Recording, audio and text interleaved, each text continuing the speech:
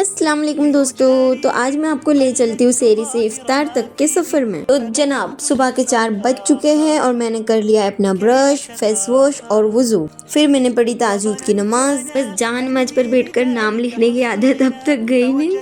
फिर मैंने ले ली एक सेल्फी। उसके बाद सबसे मुश्किल काम था मेरे लिए शाहिद को उठाना, क्योंकि इनको उठाना किसी मिशन से कम नहीं।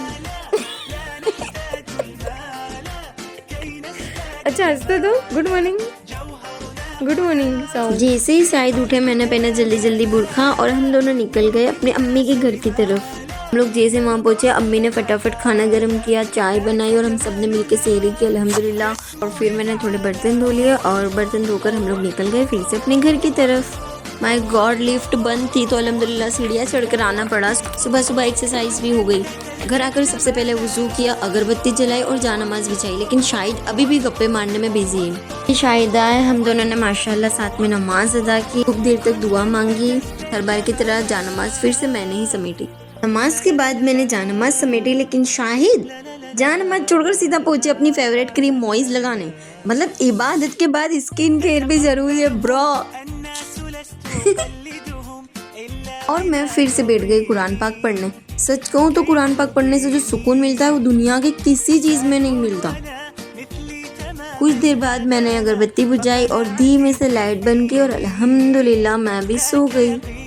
जैसे ही मेरी आँख खुली सबसे पहले मैंने सफाई की, फिर कपड़े प्रेस किए, लिया मैंने शावर, हेयर ड्रायर से बाल सुखाए और अच्छे से सेट किए। रेडी होने का सबसे प्यारा हिस्सा अत्तर लगाना। आज मैंने लगाया दुबई का मशहूर अमानत अत्तर जो हमेशा से मेरा फेवरेट है। फिर मैंने निकाला अपना ब्रेसलेट जो मैंने अपनी शादी में अल्हम्दुलिल्लाह ज्वेलर्स से लिया था। अल्हम्दुलिल्लाह ये अब भी उतना ही खूबसूरत लगता है मुझे। और फाइनली मैं रेडी हो गई एकेडमी के लिए। मैंने पहना बुरखा। शाहिद को उठाने का फिर से मन था, लेकिन जनाब के 5 मिनट वाली नींद अभी भी बाकी थी। घर जाते के साथ ही मैंने जल्दी जल्दी नमाज पढ़ी और फिर मैं निकल गई बिस्मिल्लाह बोल के एकेडमी की तरफ। फिर मैंने देखे कबूतरों को और आ गई मेरी चहल एकेडमी पहुंचते ही सारे मुझे दोस्त मिले, थोड़ी बातें हुई, लेकिन असली मकसद सिर्फ और सिर्फ पढ़ाई था।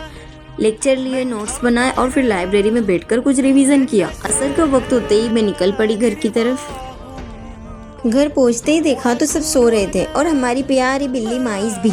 रमज़ान में ये भी रोज़ा रख रही है शायद। के बाद मैं थोड़ी देर सोई, फिर मैंने वुज़ू किया, मैं सिपारा लेके बैठी, मेरे साथ साथ शाहिद भी आकर बैठ गए और सबसे पहले मेरा सिपारा कंप्लीट हुआ। उसके बाद मैंने शाहिद का सिपारा कंप्लीट करने में भी पूरी हेल्प करवाई।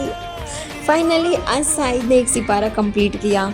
अब बारी थी इफ्तार की। अम्मी जान ने फ्रूट कटिंग की, मैंने और आलिया ने अम्मी की हेल्प की और फिर हम सब ने मिलकर इफ्तारी सजा दी। इफ्तार का वक्त होते अल्हम्दुलिल्लाह हमने दुआ मांगी और रोज़ा खुला। रमज़ान की सबसे प्यारी चीज़ जब पूरा परिवार साथ बैठकर इफ्तार करे। रोज़ा खुलने के बाद मैंने पढ़ी नमाज और फिर मैंने और आलिया ने मिलकर सारा काम कर दिया। और ये मियाँ नमाज पढ़ने के बाद फिर से फ़ोन लेके बैठ गए। फिर मैं अपनी अम्मी को छेड़ रही थी कि मेरी गोरी चट्टी मट्टी सासू माँ। इनको काफ़ी हंसी आ रही थी, अल्लाह इनको सदा हंसता रखे। और ये देखो शाहिद को मुझे जाते जाते मिर्ची फेंकते मार के गए। कोई मारता है मिर्ची से भी। और ये आलिया की हंसी बंद नहीं हो रही। और फिर मैं शाहिद के साथ गई फेमिना दीदी के वहाँ। उन्होंने हमें कॉल करके बुलाया था। तो आज हमें फेमिना दीदी ने रमज़ान गिफ्ट दिया, माशाल्लाह बहुत प्यारा था। एक थैंक यू तो बनता है। तो दोस्तों ये था मेरा सेहरी से इफ्तार तक का सफ़र। उम्मीद है आपको पसंद आया होगा। और हाँ, दुआ करना कि इस रमज़ान की बरकत से मेरा सपना पूरा हो जाए। चलो अब मिलते हैं अगले व्लॉग में, तब तक के लिए स्टे ब्लेस्ड, स्टे पीस। अस्सलाम वालेकुम।